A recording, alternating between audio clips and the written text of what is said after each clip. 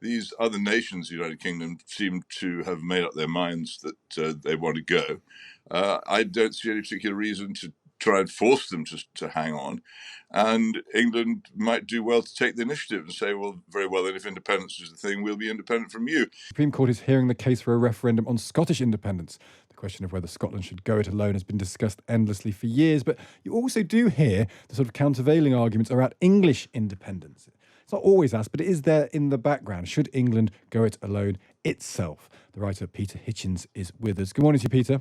Good morning. What's the argument then, in your view, for England separating itself from Northern Ireland, Wales and Scotland?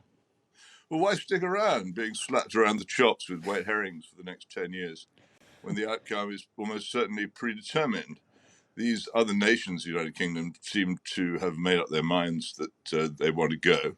I don't see any particular reason to try and force them to hang on. And England might do well to take the initiative and say, well, very well, then if independence is the thing, we'll be independent from you.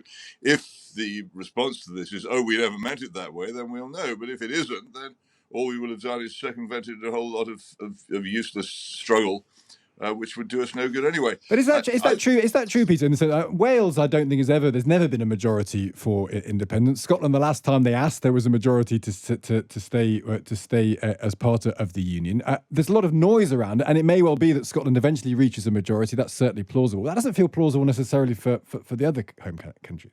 Well, as I say, if the other nations of the United Kingdom don't want to leave us, then I'd be delighted if they stayed. And even if they go, I'm very much in favour of leaving the light burning so that they can come back. I don't want a bad-tempered breakup of the United Kingdom. On the contrary, if I would like to see it reunited, but I don't see how we can conceivably do ourselves any good by getting in the way. We're not going to violently prevent these nations from leaving the United Kingdom.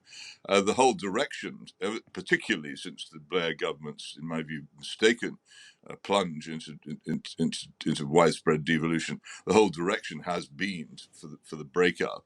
You know what lies beneath this is the concept of limited sovereignty, which allows countries which are part of what are basically federal states, such as the United Kingdom, to leave and become, how should I say, slightly more independent than they were in the European Union. That's one of the main pressures that's going on. That's not going away. So if people want to go, let them go. If there'll be no harm done in England considering self-governance. At the moment, we have absolutely no serious idea of how we're going to run ourselves if we do become England on its own. We should start thinking about it. I'm raising this because I think I'm tired of us being the constant target of what seems to be in many cases to be unjustified resentment, instead of being respected as a nation in our own right, which has actually had very good relations with its immediate neighbours for many, many years. Could you make a positive case for this? Because a lot of this debate tends to veer into negative arguments. Is there a positive case for why England would do better on its own? Well, I think there's a positive case for rediscovering many of the things about England which we've forgotten. I think the hugely important basis of our country in liberty under the law, going right back to Magna Carta, and then, of course, the Bill of Rights of 1689, something which we more or less share with Scotland, and also just to examine and re-evaluate this whole tremendously important and, in my view, unique tradition of such things as the presumption of innocence, which make us freer than anywhere else, and indeed an adversarial parliament. Instead of forgetting, as we so often do, just how many good things there are which have made this country, as the most fundamentally, in many, many years of travel and living abroad, I think these are the fundamentals of civilization. The discovery and implementation of liberty under the law has been our great achievement. And we forget it all the time. And indeed, we saw off the branches we sit on and wear it away.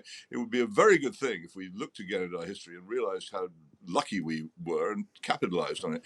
So a consideration of English independence might achieve that. I mean, you could make the very strong case, of course, if you celebrate the Enlightenment, there was a lot of that came from Scotland. Well, yes, of course it did, and I'd say I've got no.